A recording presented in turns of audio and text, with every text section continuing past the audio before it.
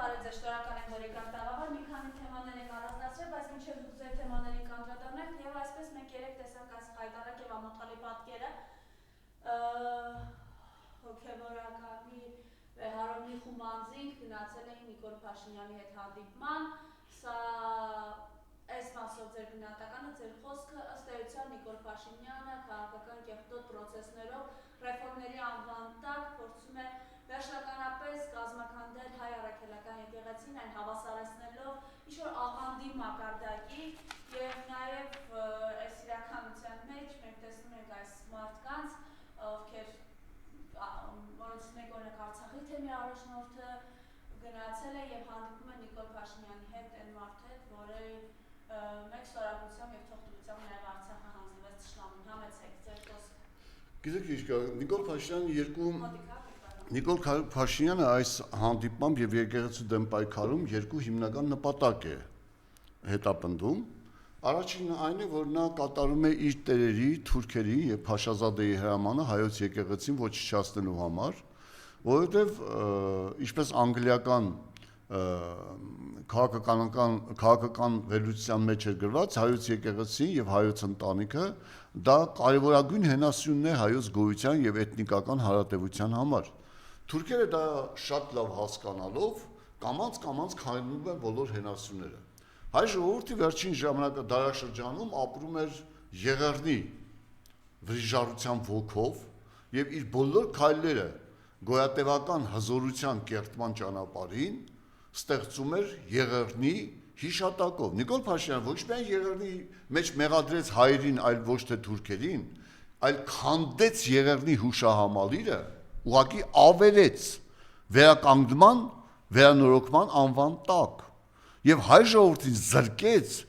Եղեռնի սուրբ հիշատակից։ Նիկոլ Փաշինյանը բարեփոխման անվան տակ ցեղ շպրտելով, ունենալով ամենաանբարոյական ընտանիքը եւ ունենալով ամենաանբարոյական կերպարը հայոց պատմության մեջ, Նիկոլ Փաշինյանը ցեղ է շպրտում հայոց եկեղեցի եւ եկեղեցականների վրա։ Առաջին նպատակը թուրքական պահանջն է վերացնել հայոց եկեղեցին եւ երկրորդը քաղաքական գերիշխանության եւ ժողովրդի ուշադրության շեղման համար է դա։ Ինչու՞։ Նիկոլ Փաշինյանը գիտի, որ եկեղեցին չի ներում Արցախի կորուստը, չի ներում հայ ժողովրդի ոգու կորուստը, չի ներում ստորացումը, որ Նիկոլ Փաշինյանը բերեց հայ ժողովրդին, չի ներում 40 վանքերի 361 եկեղեցիների եւ հարյուրավոր խաչքարերի կորուստը, որ Նիկոլ Փաշինյանը սև թղթի նման, սև լուրի նման բերեց հայ ժողովրդին։ Դա չի ներում եկեղեցի եւ երբեք չի ներելու եւ նա հասկանում է, որ եկեղեցին երբեք չի ներելու Նիկոլին եւ նիկոլականների դավաճանությունը։ Ուստի իր ամբողջ քարոզան մեքենայով հարձակվել է եկեղեցու վրա։ Ես շատ ցավով նայեցի այդ մարդկանց, ովքեր հանդիպել էին։ Արաքել Սրբազան Կոչեցյալին ես ճանաչում եմ Սիսյանից, երբ նա վարդապետը եւ Սիսյանի եկեղեցու քահանան էր։ Այն ժամանակ ես համագործակցում էի իր հետ։ Ես չեմ ուզում շատ ճակերտներ բացել տղամարդուն դա վայել չէ, բայց Արաքել Սրբազանը իրավունք չունի սուրբ ձևանալու եւ դավաճան կապիտուլյան ստորագույն հայի Նիկոլի ձեռքը սեղմելու։ Բայց ես ունեմ ուրիշ լուր, ես հանդիպել եմ այդ հանդիպման մասնակիցներից մեկի հետ, ասում Նիկոլը պարզապես ներկայացրեց իր ծրագիրը, բարեփոխման ծրագիրը, մենք ասացինք, որ բարեփոխման ծրագիրը եկեղեցու մենաշնորհն է, դա ոչ ոք իրավունք չունի, ասում ամբողջ խոսակցությունը Նիկոլը 15 րոպե խոսել է բարեփոխման մասի,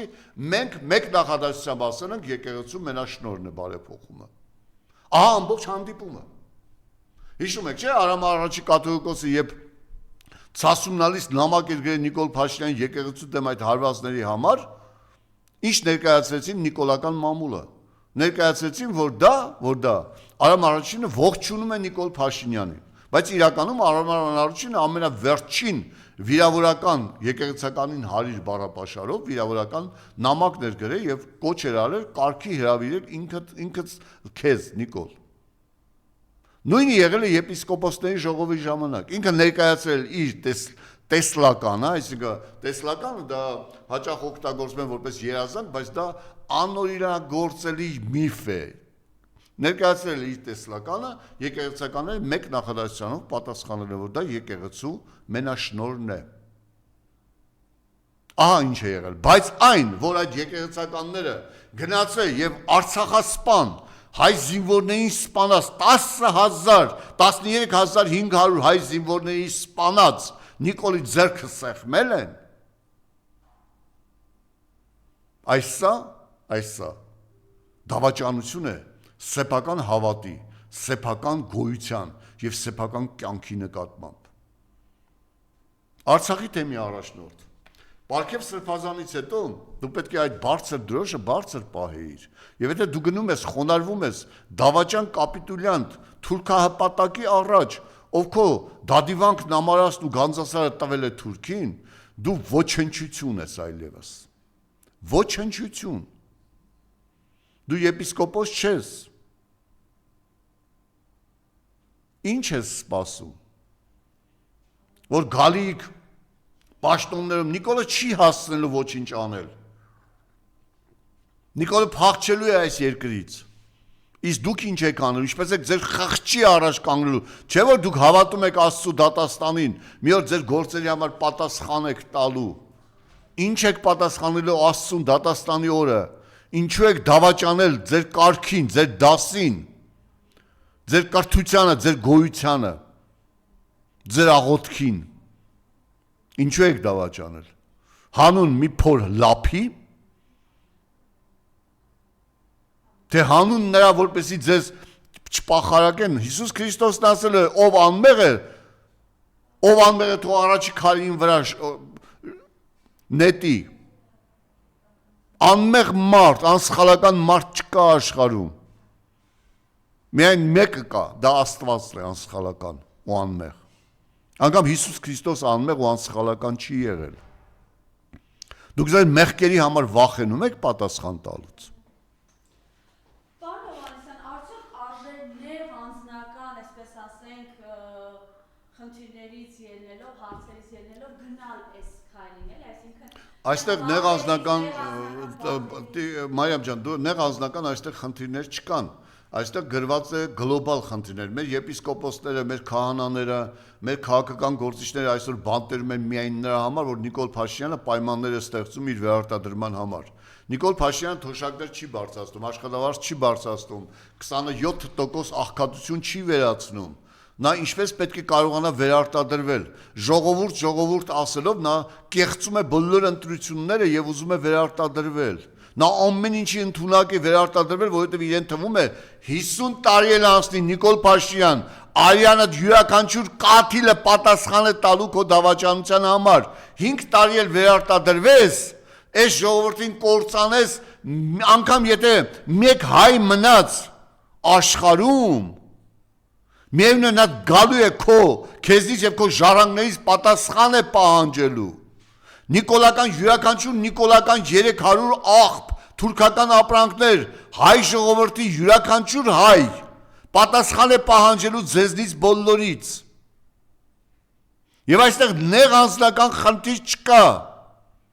Դա պարզապես հավաքել են բոլոր դավաճան սրիկա եպիսկոպոսներին, տարել են թրքահարց Նիկոլի ոտքը, ցույց տալի համար, որ եկեղեցական ես ինչ կա, եպիսկոպոսներ կան, որ բան են անում, չէ՞, թեկուզ ըստ տարածված լուրերի այդ եպիսկոպոսների, այդ քահանաների բանի այդ նամակները, որի փոխարեն նամակ են գրել, չէ՞, դա չեն ստորագրել իրենք, դա կեղծ ստորագրություններ են։ ԱԱՑ-ի կաբինետներում դրված ստորագրություններ են։ Հասկանում եք, ֆոն են ուզում ստեղծել։ Եվ ես ուզում եմ մի հարց տալ, իհարկե նիկոլական կայքերը անցել են քարոզչության այն աշճան, որ ասենք եպիսկոպոսների կանոնավորումը քաղաքական բանի հետ կապ չունի։ Եկեղեցականները ինչու պետք է զբաղվեն քաղաքականությամբ։ Դուք կարող եք ասել մի եկեղեցական, որ քաղաքականությամբ է զբաղվել։ Ոչ մի եկեղեցական քաղաքականությամբ չի զբաղվել։ Ազգակործանումից ազգին փրկելը, ժողովրդին փրկելը դա քաղաքականություն չի, եկեղեցականների սուրբ պարտականությունն է։ Եվ դադիվանքը ամարասը Արցախը տալիս են Թուրքին, եկեղեցական ինչպես պետք է լռի։ Եվ եթե չի լռում դա քաղաքականություն է, ոչ։ Դա ազգափրկիչ գործունեություն է, որ եկեղեցականի սուրբ պարտականությունն է իր ազգին, իր ժողովրդին, իր հոտին ցույց տալու այս իշխանությունների կործանարար վատ քաղաքականությունը ազգի նկատմամբ։ Եթե սրբազանը, երեք սրբազանները պայքարել են ազգի փրկության համար, նրանք քաղ բանտարկյալներ են։ Նրանք քաղաքականությամբ չեն զբաղվել, նա ազգի փրկության համար են զբաղվել, որը այսօրվա ազգակործան այս իշխանությունների համար անհարիր է եւ ճշտամական է։ Նիկոլ Փաշինյանը, բոլոր այն կենտրոնները, որոնք դեմ են իր քաղաքականության, դեմ են ազգի կործանմանը եւ կարող են գալիք քաղաքական գործընթացներում սպառնալիք լինել իր կեղծ, ստոր, թալանչիական քաղաքականությանը վերընտրմանը, դրանք մեկուսացվում են հասարակությունից եւ հսկայական փողեր են ծախսվում նրանց սևացնելու համար։ Նիկոլ Փաշինյանը թոշակների չի բարձրացնում, երեք ինքը կգանք է դրան, որովհետև ես գիտեմ ծավալուն վերլուծություն եք արել եւ տվյալներ ունեք եւ երեք անգամ բանտված լինելով եւ ծանր առողջական վիճակում գտնվելով կալեքի տակ լինելով սրբազանները ոչ են անում անսասան կանգնել հայ առաքելական եկեղեցու կողքին չտրվել որևէ սադրանքի եւ սրանց զուգահեռ ինչ պետք է անի արդյոք մայրաթորը պետք է կարգալույց անի։ Մենք ունեցել ենք ժամանակ, երբ Հայաստան ունեցել էր 4 կաթողիկոսություն։ 1471 թվականին Շմավոն արքիեպիսկոպոս Անգեղակոծին կարողացավ միավորել այդ բոլոր կաթողիկոսարանները, կաթողիկոսությունը վերահաստատել Էջմիածնում, այնտեղ որտեղ Գրիգոր Լուսավորիչը կառուցել է Սուրբ եկեղեցին, Մայրաթորը, եւ վերականգնեց Հայաստանի կաթողիկոսությունը եւ Հայաստան ունեցավ 3 եկեղեցական կենտրոն՝ Սիսի կաթողիկոսարանը, Կոստանդնուպոլսի պատրիարքարանը եւ Էջմիածնի Սուրբ կաթողիկոսությունը ամենայն եւ Էջմիածնի կաթողիկոսությունը կոչվեց ամենայն հայոց կաթողիկոսություն, իսկ կաթողիկոսը ամենայն հայոց կաթողիկոս։ Դա Շմավոն արքիեպիսկոպոս Անգեղակոծու կատարած հսկայական ազգանվեր գործունեություններ։ Մենք տարբեր ժամանակներում ունեցել ենք։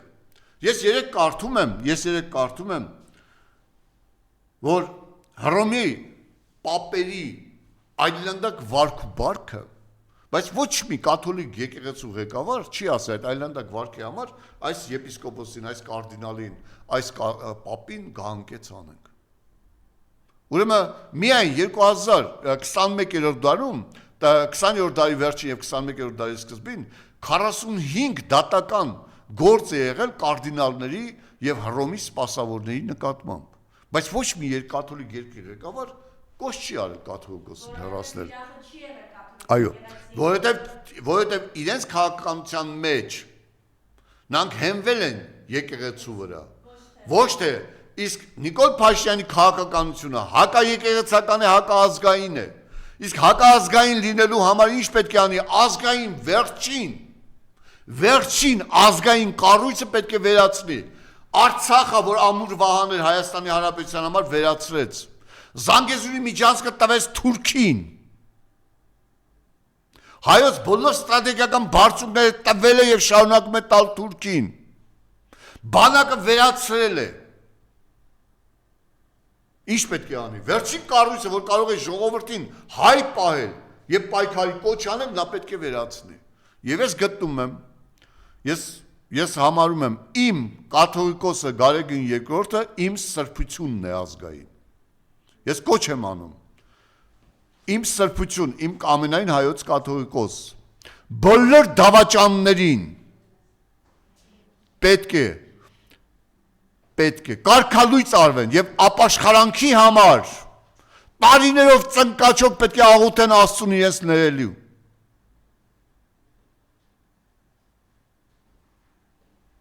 Կաթողիկոս ժողովուրդը քո թիկունքին կանգնած է։ Նիկոլա Արիուն է ուզում ընտրություններից առաջ։ Եվ ուզում է վերջին պայքարի, դիմադրության վերջին օջախը քանդել։ Երբ նիկոլական կաթողիկոս պետք է ընտրվի, ինչպես նիկոլական ամեն ինչն է ավերվում, կավերվի նաև մեր հավատը։ Եվ այդ պայքարի մեջ, երբ հայոց ժողովրդի գոյության լինել չլինելու հարցն է, այն դավաճանները, ովքեր սեղմում են դավաճան կապիտուլյանտ հայասպան թալանչի Նիկոլի ձեռքը, նրանք չպետք է լինեն հայոց սուրբ եկեղեցում։ Նրանք պետք է վռնդվեն, որպես վերջին Պտղոմեոսներ եւ Բրուտոսներ։ Վերջին պետք է վռնդվեն։ Ես իմ նախորդ ելույթում ասացի, Ներսես մեծին սպանած թագավորը 2 տարի ապրեց։ Իսկ իրեն տոհմը 20 տարի հետո վերացավ ընդհանրապես, որոնք 300 տարի հայոց գահին էին տիրում, 400 տարի հայոց գահին էին տիրում, վերացան ընդհանրապես։ Բայց այդ պայքարում, պետություն եւ կաթողիկոսություն պայքարում, Հայաստանը բաժանվեց Պարսկաստան եւ Բյուզանդիայի միջև, Հայաստանը թուլացավ եւ կորցրեց իր ինքնիշխանությունը 500 տարի։ Այսինքն մի անբարոյական իշխանավորի քայլերի արդյունքում Հայաստանը կորցրեց ամեն ինչ։ Նիկոլ անբարոյականի գործունեությունը կործանման է բերել հայ ժողովրդին։ Կործանման է բերել հայ ժողովրդին։ Կաթողիկոս հայ ժողովուրդը քո թիկունքին կանգնած է։ Այդ որ 20,000 դրամ են տալիս կաթողիկոսի դեմ հաչում են, դուք եւ ձեր երեխաները պատասխան եք տալու Աստծո առաջ, Աստծո դատաստանի առաջ։ Արարատ գյուղի, դուք արարատցի չեք, դուք դավալուցի եք։ Այդ գյուղից մի սուրբ է ծնվել, դա Վազգենն է եղել։ Մնացած բոլորդ, ովքեր ծափահարում եք Նիկոլ տապանքին, ովքեր կաթողիկոսի դեմ հաչում եք, դուք շունչ եք, դուք շնաբարո թուրք եք։ Ահա թե ինչ կասեմ։ Ժողովրդի ուշադրությունը 27% աղքատությունից շեղելու համար։ Ժողովրդի ուշադրությունը 27% աղքատությունից շեղելու համար Նիկոլ Փաշինյանը, չգիտեմ, ասեմ շիզոֆրենիկ թե մանիպուլյատոր սրիկա, բայց ինչ էլ ասես, իրեն հատուկ է։ Կառավարության նիստում ասում եմ, երջանիկ կյանք է, բոլորը լավ են ապրում, բայց գիտեք, բոլորը լավ չեն ապրում, է։ Վատ ապրողներն են կան, բայց այդ վատ ապրողների մեղավորը մենք չենք, իրենք են։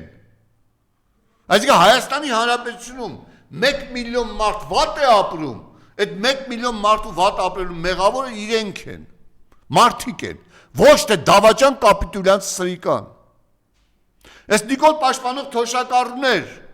որ գոռում եք Նիկոլ, դուք գիտեք, որ ձեր թոշակը չի բարձրանալու։ Աշխատավարձները բարձրանալու են, քննարկվեց պրեմիաների բարձրացումը 20%-ով,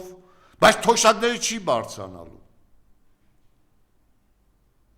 Հասկանում եք, բայց ինքը ասել է 10%-ով թոշակները բարձրացրել եմ։ Գնացեք 50,000 ավերտ արեք, 10,000 դրամ փող ստացեք։ 10%-ով են 7,000-ը, 5-ից 7,000-ը ձեր թոշակի ավելացումն է։ Գնացեք առևտուր արեք։ Թոշակի քարտով։ Իսկ ինչու է մարդուն զրկում սեփական թոշակը ծախսելու իրավունքից, ազատ ծախսելու իրավունքից։ Ինչու է դու։ Բյուջե ես լցնում իբրտեք ես։ Ստում ես։ Եվ գիտեք ինչն է սարսափելին, ես համեկը երեք նայել եմ, ոչ միտեղ չեն խոսում Նիկոլի այն կեղծ հայտարարության վրա, որ զենք է գնել։ Ոչ միտեղ։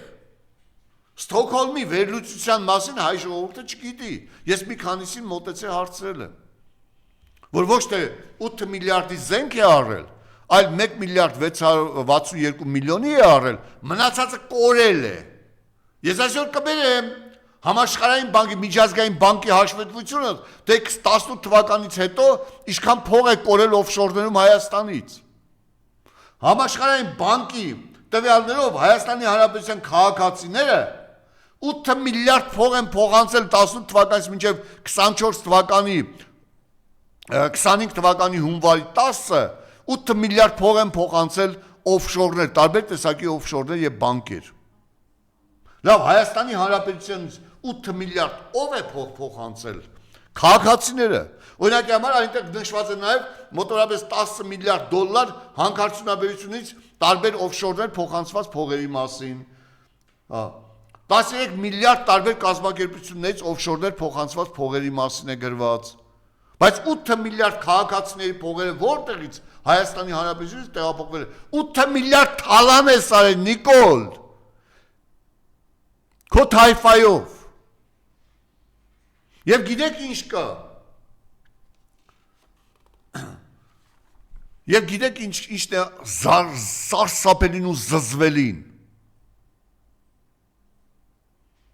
Սարսափելի չի, որ 120 դրամով հաց թանկացել է լավաշ հացը։ Սարսափելի չէ, որ լավաշը 1000 դրամ է դարձել արդեն կիլոգրամը, որ գնում եք հացը կառնում, եւ կշռում եք 120 դրամանոց հացը։ Այն 100 քանի գրամ է։ Եվ 1000 դրամի եք վերացում եք, ասենք թե քանի հաց կառնեք 1000 դրամի, ասենք թե 1 կիլոգրամ հացը դառնում է պյուրե հացը դառնում է 1000 դրամ, մոտորապես 1000 դրամ։ Լավաշը 645 դրամ է այլևս։ 120 դրամով ավելացել է։ Այն լավաշը, որը թխվում է անաստակերտ ցորենով։ Նիկոլ, անաստակերտ ցորենով կերակրիր քեզ եւ քո ընտանիքի, որտեվ դուք եք այդ մակարդակին։ Հայ ժողովուրդը պետք է ուտի առաջին, երկրորդ կարգի ցորենից հաց։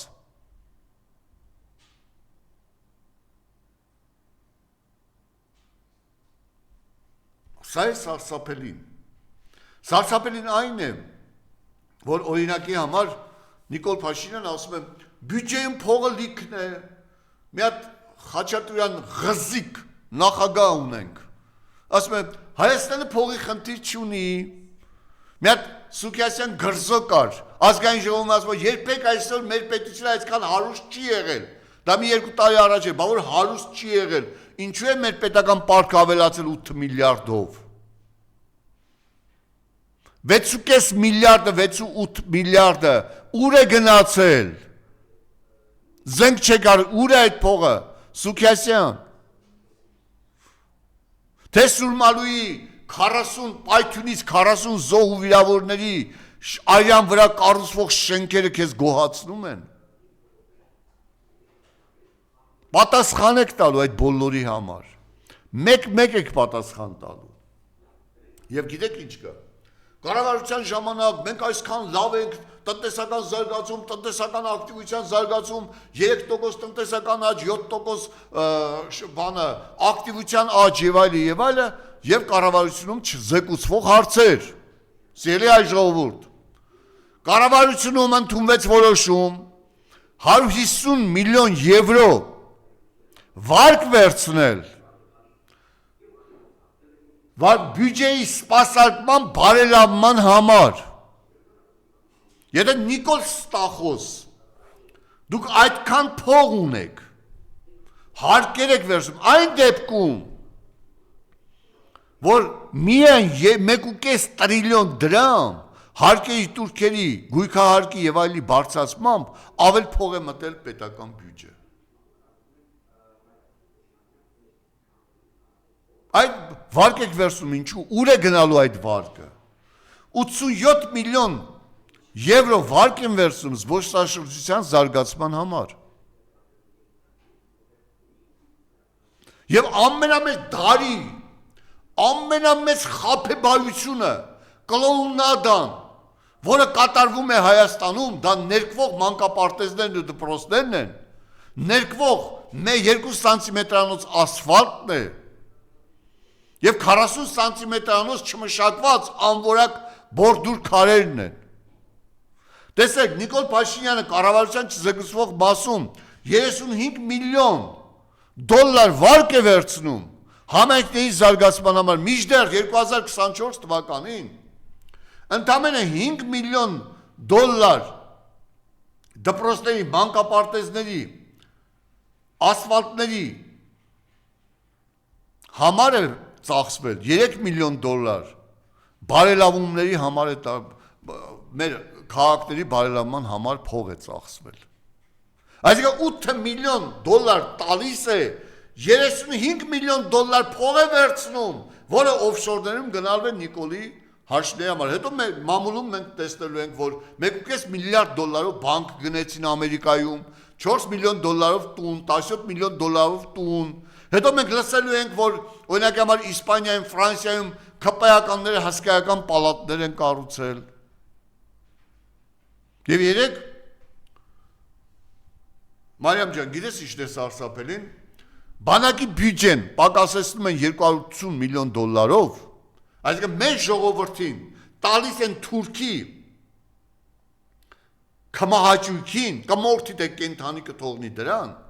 բայց հանկարծ պարզվում է, որ 18 թվականին պատմության համեստ ուսուցիչը, որ այսօր պաշտպանության նախարար է, այդ Դավաճան Նիկոլական Սրիկան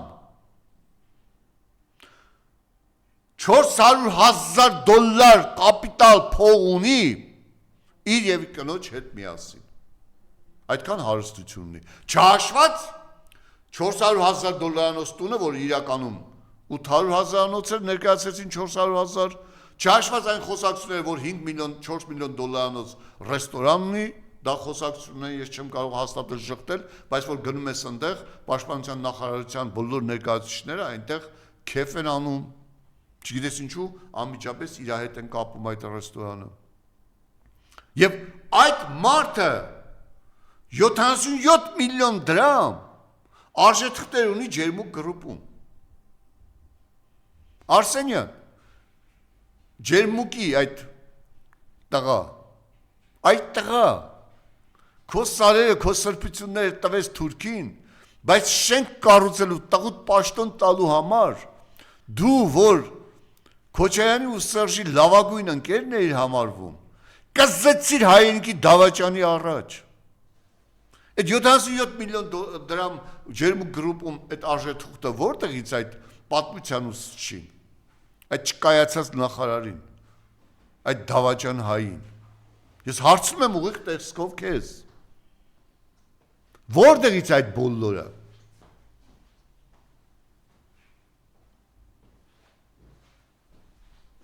Եվ գիտեք սարսափելին այն է, որ պաշտպանության բյուջեն 280 միլիոն դրամով պակասեցնելով այս դավաճանները հարստանում են, լափում են, չեն կշտանում։ Երբ Նիկոլ Փաշինյանը հայտարարեց, որ թոշակները այն հին դասական ձևով չեն ավելանալու եւ անցավ իր ոլորտին կապիկության, թոշակների բարձրացման ծախսը գցելով մասնավոր կազմակերպությունները ոչ պետական բյուջեի վրա, իմ ընկերը տնտեսագիտական տնտեսագիտության դոկտոր պրոֆեսորը ինձ ուղարկեց մեկ հաշվարկ։ Վերցրել եմ բոլորը կառավարության տվյալներից, վիճակագրական տվյալներից եւ վերցրել եմ կենտրոնական բանկի հաշվետվություններից։ Հայաստանի Հանրապետությունում թոշակային ֆոնդ է ստեղծվել, եթե չեմ սխալվում 2004 թվականից։ Եվ այդ համաձայն օրենքի թոշակային ֆոնդը տեղափոխվում է աշխատավարձի 2.5%-ը եւ 2.5% էլ նույն չափով պետությունն է փոխանցում այդ ֆոնդին, կൂട്ടակային ֆոնդին, թոշակների կൂട്ടակային ֆոնդին։ Այսինքն աշխատավարձի 5%-ի չափով փող է գնում այդ ֆոնդին։ Բլուզ դրան այդ ֆոնդը ունի առևտրային եւ եկամուտ ստացող կարգավիճակ եւ նա այդ փողերը դնում է շրջանառության մեջ եւ եկամուտներ է ստանում, որոնք թոշակային ֆոնդի սեփականությունն են։ Ես բերում եմ Նիկոլ Փաշինյանի հայտարարությունը, որ Հայաստանի Հանրապետության նախավերջին հայտարարությունը Հայաստանի Հանրապետության միջին աշխատավարձը մեր իշխանության օրոք 290,000 դրամ է եղել։ Երեք էլ հայտարարեց, որ 313 դրամ է միջին աշխատավարձը, բարձրացել է հոկտեմբեր ամսին, բայց ես վերցնում եմ իր այն հայտարարությունը, որ 290,000 է։ Եվ Նիկոլ Փաշինյանը հայտարարեց, որ 800,000 մենք աշխատատեղ ունենք արդեն պատմական ռեկորդ ենք սահմանը, ես իր թվերն եմ ասում։ Մինչդեռ 758 է ըստ վիճակագրական տվյալների, բայց վերցնում եմ Նիկոլ Փաշինյան։ 290,000-ի 5% կազմում է 14500։ 14500։ Վիճակագրական տվյալները եւ կենտրոնական բանկը հայտարարեցին, որ Հայաստանի Հանրապետության կենսաթոշակային ֆոնդը ունի 1 տրիլիոն 220 միլիարդ դրամ։ Այդքան փող է հավաքվել կենսաթոշակային ֆոնդ։ Այդքան փող է հավաքվել։ 1 տրիլիոն 220 միլիարդ դրամ։ Մենք վերեցինք հաշվարկեցինք։ 14500 յուրաքանչյուր թոշակառուն փող է աշխատող քաղաքացին փող է փոխանցում թոշակային ֆոնդ։ Եթե դա բազմապատկում ենք 800,000-ի եւ դա բազմապատկում ենք 12 ամսով, ապա տարեկան դա դառնում է 139 միլիարդ 200 միլիոն դրամ։ Դա բազմապատկում ենք, ես 21 տարին չեմ վերցրել։ Ես վերցրել եմ 15 տարի։ 15 տարի եմ վերցրել։ Կազմում է 2 տրիլիոն 88 միլիարդ դրամ։ Այն մնացածը Նիկոլի Քյակյուլի ղուբան 300 միլիարդ դրամը չեմ հաշվում։ Նիկոլը երբ եկել է իշխանության հայտարարել է, որ իրենք թոշակային ֆոնդում 500 միլիարդ դրամ կա։ Ես բազմապատկում եմ 15 տարով կազմում է 2 տրիլիոն 88 միլիարդ դրամ։ Հայաստանի Հանրապետության քաղաքացիների թոշակային ֆոնդից կորել է 869 միլիարդ դրամ փող։ Նիկոլ Փաշինյան, դու թոշակները չբարձրացնելով թալանում ես 2 միլիարդ 280 միլիոն դոլար փող Հայաստանի Հանրապետության թոշակային ֆոնդից։ Ուր է այդ փողերը։ Ուր են այդ փողերը։ Դավաճան, Արցախասպան, Հայասպան սրիկամ։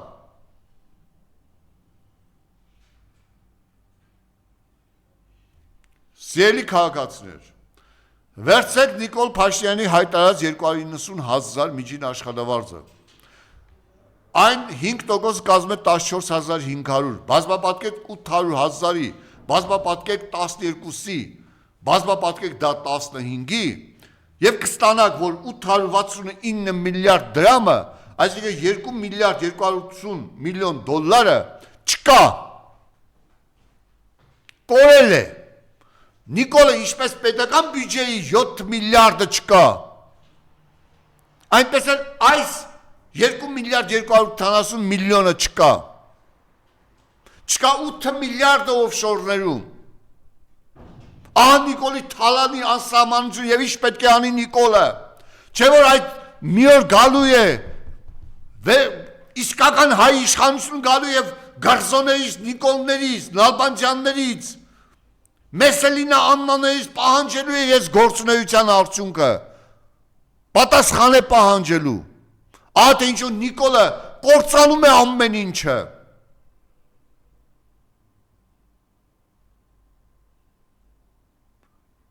Բոլորն են պատասխան տալու։ Հայ ժողովուրդ ոտքի կանգնեցի, թոշակառուներ թքեց ձեր երեսին Նիկոլը։ Ձեր երազանքների, ձեր հպարտության, ձեր աշխատանքային կենսագրության վրա թքեց այդ երեկվա հայտարարության, որ մենք թոշակներ չենք բարձրացնելու։ Թող գնան առևտուր անեն մեր վերահսկողության տակ այդ կազմակերպությունները, որոնք եկամուտ են ստանում, իսկ բյուջեն ինչ անես, լափես։ Նոր օրենք են կառավարության որոշում են ընդունում պարգևավճարների ձև են իբր թե գիտես չկա կապիկությունն էլի պարգևավճարները կրթության նպատակով դուք հասկանում եք ինչ այսինքն ձեռ է առնում մի ամբողջ հին դարավոր ազգի դրել է դեգեներատ ապուշի տեղ դեգեներատ ապուշի տեղ ավարտելով խոսք ուզում եմ ասել քանի կա Նիկոլը կա կործանում չկա Նիկոլը կա ազգի զարթոնք քանի կա Նիկոլը մենք հավատել չենք ունենալու քանի կա Նիկոլ մենք եկեղեցի չենք ունենալու ինչքան պոռնկա բարո դավաճան քահանաներ կան, Նիկոլից ձեռքն են սեղմում։ Եկեք հավաքվենք, այն 700 ազնվաբարո ազգին նվիրված, հավատին նվիրված քահանաների, եպիսկոպոսների եւ մեր Սուրբ կաթողիկոսի շուրջը ազգին փրկելու համար։ Ժողովուրդ, մի սպասեք Նիկոլից որևէ լավ բան։ Հարկերի բարձրացում, սպասեք։ Տուժ տուգանքների բարձրացում, սպասեք, մաքսային բարձրացում, սպասեք, ազգի կործանում, սպասեք, Թուրքի հաղթանակ, սպասեք, քո պատմական տարածքների հանձնում Թուրքին, սպասեք, լավ բան մի սպասեք։